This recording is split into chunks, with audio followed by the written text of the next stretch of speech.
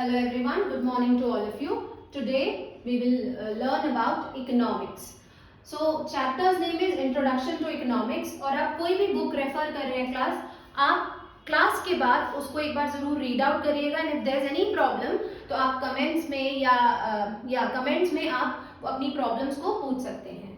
So before starting class आपने 9th class में 10th class में थोड़ा बहुत इकोनॉमिक्स के बारे में जाना होगा कि इकोनॉमिक्स होती क्या है और उसमें आपने कुछ वर्ड सुने होंगे, कमाना, व्यय करना, दैट मीन्स खर्च करना. तो जब हम इन चीजों को व्यवस्था करते हैं कि हम कमा कहाँ से रहे हैं और हमें खर्च कैसे करना है, इसी को हम इकोनॉमिक्स कहते हैं. सो देखिए व्हाट इज इकोनॉमिक्स. तो इकोनॉमिक्स क्या है क्लास जो अभी हम पढ़ने जा रहे हैं, और ये सिर्फ पढ़ाई के लिहाज से जरूरी नहीं है, ये आपको अपने जनरली भी आपको पता होना चाहिए कि इकोनॉमिक्स क्या है. सो economics it deals with rational management of scarce resources. देखिए जो चीज बहुत ज्यादा है उसको व्यवस्थित करना is not a big deal. Like sunlight है, बहुत सारी है, दो हमें बहुत जरूरी है सनलाइट, लेकिन फिर क्योंकि उसके पैसे नहीं लग रहे हैं और अभी उसके खत्म होने के कोई चांसेस नहीं है, so we are using it, हम उसको इस्तेमाल कर रहे हैं और अपनी लाइफ को चला रहे हैं. लेकिन उसके अलावा अगर हम ऐसी और चीजों की बात करें जो कम है या इन फ्यूचर खत्म हो सकती है, उसे आज से ही मैनेज करके चलना is what rational management. Rational management means जहां पर आप अपने दिमाग का इस्तेमाल कर रहे हैं, आप अपनी एजुकेशन को या कह लो अपनी बुद्धि को लगा रहे हैं कि हम कैसे चीजों को मैनेज करें. So economics it deals with rational management of scarce resources. So what is the meaning of scarce class? Scarce means which are less in numbers, जो कम है गिनती में. तो हम जब भी स्कार्स रिसोर्सेज की बात करते हैं क्लास या इकोनॉमिक्स की बात करते हैं तो 3 प्रॉब्लम्स हमारे सामने आती हैं and these 3 are very basic problem.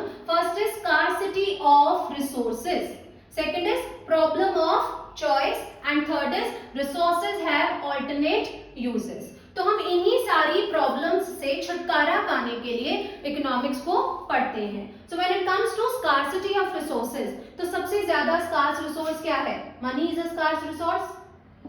ठीक है, सबके पास जितना भी हो, money is a kind of resource which is always scarce, क्योंकि जिसके पास जितना होता है उसको उतने ही ऑल्टरनेटिव यूजेस उसके सूझते हैं कि हम इस पैसे को यहाँ यूज करें, यहाँ यूटिलाइज करें. तो कैसे हम तो देखिए जब ये प्रॉब्लम आती है कि कैसे यूज करें, कहाँ यूज करें, इकोनॉमिक्स पढ़ने से या इकोनॉमिक्स को जानने से हम ये डिसीजन ले पाते हैं कि which expenditure is better. That means कहाँ पर पैसा खर्च करने से मुझे इसका फायदा मिलेगा. Scarcity of resources. Second is problem of choice. अब रिसोर्सेज ऑलरेडी कम है, फिर मुझे चूज आउट करना होता है कि मैं कहाँ लगाऊं कहाँ ना लगाऊं, तो एक परेशानी ये आती है इकोनॉमिक्स के साथ. And third is there alternative uses. Alternative uses means एक ही चीज के, सपोज फॉर एग्जांपल आपके पास एक 2000 रुपीज का नोट है, वही बात कम ही पड़ेगा, जितने भी हो कम है. हम एक का एग्जांपल लेते हैं कि एक 2000 रुपए का नोट है आपके पास और उस 2000 रुपए को स्पेंड करने के लिए class you have n number of ways. n number of ways means आप उसको खर्च करने के 2000 अलग अलग तरीके ढूंढ सकते हैं. अब उन 2000 तरीकों में से बेस्ट तरीके को चूज आउट करना, दैट इज इकोनॉमिक्स. और वही हमें इकोनॉमिक्स सिखाती है कि कैसे हम उन 2000 रुपए का बेस्ट इस्तेमाल करें कि मुझे ये ना लगे यार मेरे पास यही थे और ये खत्म हो गए. वो वेस्टेज बचाने के लिए, उस प्रॉब्लम से छुटकारा पाने के लिए हमें इकोनॉमिक्स समझनी और पढ़ने की जरूरत होती है. सो ऑल्टरनेटिव यूजेस आपको क्लियर हो गया होगा. ऑल्टरनेटिव मींस जब हम एक ही चीज को बहुत सारी जगह इस्तेमाल कर सकते हैं. एक और एग्जांपल से मैं आपको समझाती हूँ. Alternative use means you have a room. Clear, आपके पास एक रूम है ना, उसके ऑल्टरनेटिव यूजेस है. आप उसको रेंट पे दे सकते हो, आप उसमें रह सकते हो, और भी आप उसके अंदर अपना कोई बिजनेस स्टार्ट कर सकते हो, कोई काम कर सकते हो. अब आपके पास 4 ऑप्शंस आ गए हैं कि मैं उस रूम का यूटिलाइजेशन कैसे करूं. तो resources of alternative uses means आपके पास जो ऑप्शंस आ गए A, B, C, D, उसमें से you have to choose one option. आपको एक ऑप्शन चूज करना पड़ेगा और उस वक्त फिर से आपको परेशानी होगी। प्रॉब्लम कब बढ़ जाती है इकोनॉमिक्स में क्लास? प्रॉब्लम तब बढ़ जाती है कि जब हम जो डिसीजन लेते हैं ना वो वाइज नहीं होता है और वो डिसीजन जो है वो वेस्ट होता है, तब हमें प्रॉब्लम आती है। And what economics is about, economics help us to take better decision so that हमें डिसीजन लेने के बाद रिग्रेट ना हो। बिकॉज हम जिस भी रिसोर्स की बात कर रहे हैं वो स्कार्स है, स्कार्स मीन्स वो कम है और फिर हम शायद उसको दोबारा ना ला पाए और दोबारा उसका वो इस्तेमाल या मतलब वेस्ट एक बार पैसा हो गया, सपोज आपके पास 2000 रुपए ही थे, अगर यही वेस्ट हो गए तो आप दोबारा 2000 रुपए लेके आओगे, फिर सोचोगे, तो हर बार आपका पैसा जो है वो वेस्ट होता रहेगा। सो बेटर इज दैट कि हम समझ सूझबूझ से समझ से ये डिसीजन ले कि हमें अपने पैसे को या किसी भी चीज को कहाँ खर्च करना है। So it is economics. Economics means taking rational decision, जब आप अपने दिमाग को इस्तेमाल करके डिसीजंस लेते हो उसे इकोनॉमिक्स कहते हैं। अब डिसीजंस कैसे होते हैं क्लास, कहाँ कहाँ डिसीजन की जरूरत है? स्कार्सिटी ऑफ रिसोर्सेज चेक करना क्योंकि रिसोर्सेज कम है। Secondly problem of choice, choose out करना कि आपके लिए और आपकी इकोनॉमी के लिए कौन सा ऐसा डिसीजन है जो आपको वेल्थ दे रहा है, आपको इनकम रिसीव हो रही है, एंड उनके ऑल्टरनेटिव यूजेस हैं, तो you have to choose the best alternative use जो आपको मैक्सिमम सैटिस्फैक्शन दे और एट लास्ट आपको रिग्रेट ना रहे कि I had chosen correct wrong option. So this is economics. Now अब थोड़ा सा और आगे चलते हैं क्लास, तो हम पढ़ेंगे types of economics. So economics is of two major type, one is microeconomics, other one is macroeconomics, and when it comes to its meaning, और जब हम इसको पढ़ेंगे तो microeconomics is in 11th standard जो अभी हम पढ़ रहे हैं और स्टार्ट कर रहे हैं। when you move on to 12th class तब आप macroeconomics पढ़ोगे। so micro and macro when it comes to its meaning class, तो meaning most of the times हर चीज का मीनिंग उसके नाम में ही छिपा होता है। You have to be very appropriate while reading your books. So micro economics, micro का मतलब होता है क्लास स्मॉल। तो जो भी डिसीजंस की हमने बात की, scarcity, problem of choice, alternative uses, taking rational management, जिस भी रैशनल डिसीजन, जिस भी चीज की हमने बात की, अगर हम उसको एक स्मॉल स्केल पे कर रहे हैं then it is micro economics, and जब हम उसको लार्ज स्केल पे लेके जाते हैं becomes macro economics. For example देखिए, when you are taking decisions for yourself, आप अपने लिए डिसीजन ले रहे हो, आप माइक्रो इकोनॉमिक्स पढ़ रहे हो। जब आप डिसीजन किसके लिए, आप मतलब जब गवर्नमेंट डिसीजन ले रही है पूरी इकोनॉमी के लिए, then it is macro economic. अब देखिए, जैसे थोड़ी बहुत चीजें मैं आपको बताती हूँ। डिमांड हम माइक्रो इकोनॉमिक्स में पढ़ेंगे। सप्लाई अगेन हम माइक्रो इकोनॉमिक्स में पढ़ेंगे। दीज आर द टॉपिक्स जो माइक्रो इकोनॉमिक्स में मेजर टॉपिक्स हैं और जिसको हम पढ़ेंगे।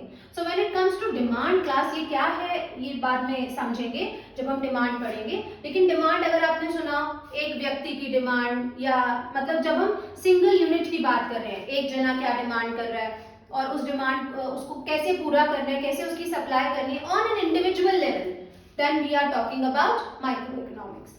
व्हेन हम लार्ज स्केल की बात करते हैं कि पूरी इंडिया में किस चीज की डिमांड ज्यादा है या पूरी इंडिया की नेशनल इनकम कितनी है, लाइक जीडीपी, ये 9th 10th क्लास में बार बार वर्ड आता है, जीडीपी, ग्रॉस डोमेस्टिक प्रोडक्ट, सकल घरेलू उत्पाद, तो ये सब चीजें हम मैक्रो में पढ़ेंगे। तो जब हम छोटे लेवल की बात कर रहे हैं class, it is micro. When we are extending it to a large level, then we are talking about macro economics, right. So अभी जो हम बुक स्टार्ट करें दैट इज माइक्रो, तो हम इसको और एलैबोरेशन में पढ़ेंगे जैसे जैसे हमारी क्लासेस फॉरवर्ड होती रहेंगी। Macro will do afterwards. So इन दोनों चीजों के अलावा एक होती है पॉजिटिव इकोनॉमिक्स क्लास, एक होती है normative economics. Now what is positive and what is normative economics? देखिए यहाँ लिखा भी हुआ है, positive economics is it deals about facts and figures. Positive, real में जो चीजें हैं उनकी जब हम बात करते हैं then we are talking about positive economics. As like कि facts and figures, facts and figures से क्या मतलब होता है class? When it comes to population, कितनी पॉपुलेशन है in real. When it comes to poverty, कितनी गरीबी है हमारी कंट्री में इन रियल। तो जब हम इन रियलिटी में फैक्ट्स और फिगर्स की बात करते हैं कि क्या है, वो पॉजिटिव इकोनॉमिक्स है। नॉर्मेटिव का मतलब होता है नॉर्मेटिव। नॉर्मेटिव इज क्या होना चाहिए। आप लोग की बुक्स में लिखा होगा what ought to be. Clear? So क्या होना चाहिए और क्या है, that is positive and normative economics. Like positive economics, हमारे देश में इतनी गरीबी है, इतनी गर्ल्स हैं, इतने बॉयज हैं, when we are talking in about real terms, that is positive economics. Clear? फिर उसके बेसिस पे हम तय करते हैं ना कि हमें आगे क्या करना है, तो वो पॉजिटिव इकोनॉमिक्स है। Normative economics means ought to be, क्या होना चाहिए। लाइक नॉर्मेटिव में एक एग्जाम्पल आप लोग की बुक में आपको देखने मिलेगा, MG NREGA, what ought to be, now it is an act, ये अब एक एक्ट बन चुका है। Full form is Mahatma Gandhi national rural employment guarantee act.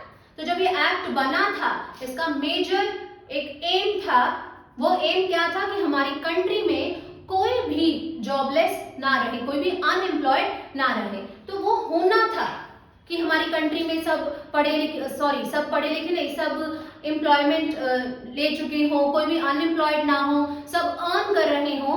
So that is what ought to be, क्या होना चाहिए। तो MG नरेगा और कोई भी ऐसी स्कीम जो गवर्नमेंट बनाती है, that is an example of normative economics. कोई भी स्कीम्स, आगे हम पढ़ेंगे स्कीम्स भी, कोई भी स्कीम्स जो गवर्नमेंट बनाती है with an aim to fulfil that is what normative economics is. So एक बार रिकैप्चुलेट करते हैं। What is economics? Rational management, ढंग के डिसीजंस लेना when it comes to scarcity, problem and alternative uses. Types of economics, micro, macro. When we are talking about economics on a small scale, तो वो micro economics है। जब हम उसको एक लार्ज लेवल पे बात करेंगे, इकोनॉमिक डेवलपमेंट, ग्रोथ, इंडिया कैसे आगे बढ़े, तब हम मैक्रो की बात करेंगे। उसके बाद हमारे positive and normative economics. Positive and normative means हम कहाँ हैं, दैट इज पॉजिटिव, हम कहाँ जाना चाहते हैं, that is normative. Fine class, तो अभी के लिए आप इसको क्लियर करेंगे। नेक्स्ट क्लास में हम पढ़ेंगे इकोनॉमी क्या होती है and what are the types of economy and its types. This we will continue in the next class. तो फिर आपका ये जो पूरा चैप्टर है ये कंप्लीट हो जाएगा, और इससे रिलेटेड कोई भी आपकी क्वेरी है तो you can give it into the comment section. Okay, thank you.